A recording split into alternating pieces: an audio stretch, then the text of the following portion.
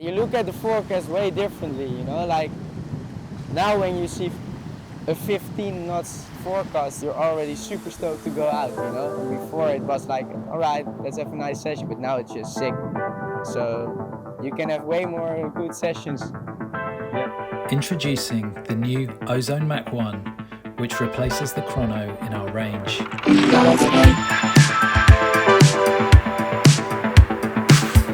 We've taken the most powerful elements of race kite design and retuned them to suit a wider range of riders. This is the gateway for advanced freeriders to enjoy even more epic sessions and performance possibilities, especially in lighter winds. My name's Connor Bainbridge. I'm assistant designer and test rider for Ozone kites and kitesurf. Foil kites are just efficient. A tube kite is incredibly inefficient as an aerofoil. It has no bottom surface, and so if you were to hand a tube kite or a wing to an aerodynamicist, they would say, what on earth are you designing? I would be very surprised if the 40 metre isn't broken by a twin skin kite of some form, because you are operating a plane rather than half a plane wing. For me, the biggest blocker to a foil kite has been the lines. But there's so many lines, there's so much that could go wrong. And I think nowadays, that is no longer the case. I didn't have experience with it. First time in packing it, I saw all the lines. It was super easy to understand at the first moment.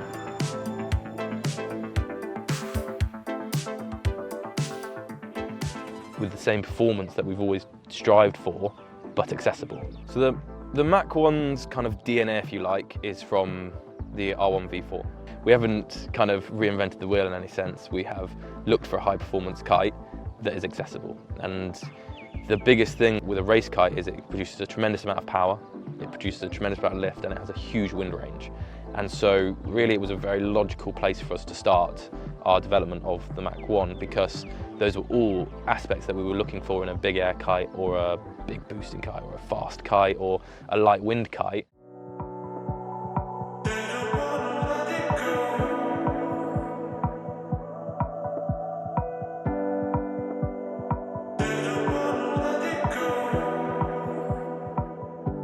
The foil kites and the race kites have now developed to two-line kites, developed from the paragliding side of things, where we're reducing number of rows and bridles for efficiency, less drag, and that's where the R1 V5 is. So now the R1 V5 for a normal consumer is not accessible. We're very upfront and honest and say, unless you're a top-end racer, you should not be buying this kite.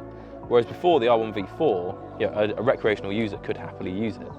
And that's kind of where this gap has now appeared, where the R1 is now a much higher end product than it ever has been before, much more difficult to use. The lines are much thinner, there's much less drag, there's battens in it, so you can't pack it up into a small little bag. It has been developed with absolutely no compromise. First impressions were different, but so good, man. Like, felt immediately I went higher in the lighter winds. I really felt I stayed in the air much longer and had to get used to it for a bit, for I think like one good session, and then after, just went up and up and up.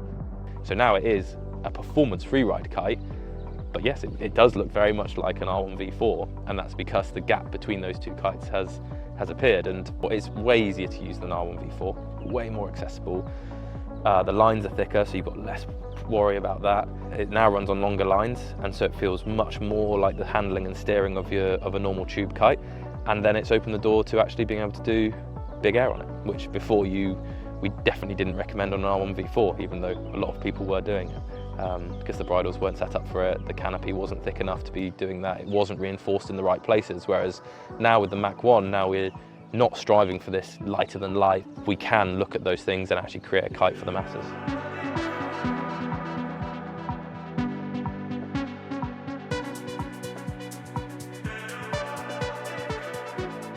So it helps a lot learning new tricks, because you just have way more time in the air, learning rotations, learning borders, and then bringing them to stronger winds and doing them with smaller kites.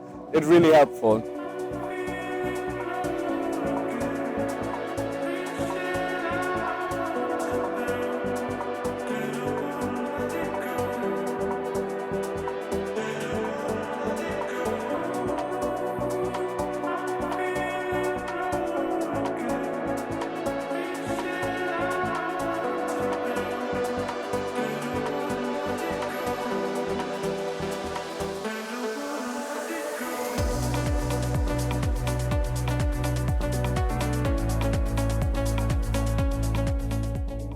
me, it really helps progressing in big air.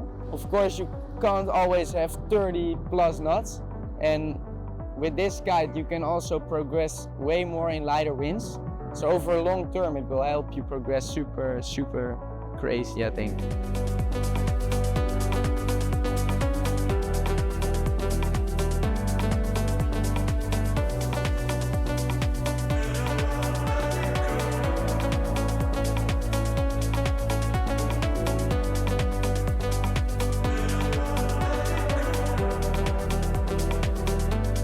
Thanks to the production flexibility that we have in owning our own factory, like all our kites, the Mach1 can be made for you in your own custom colour design.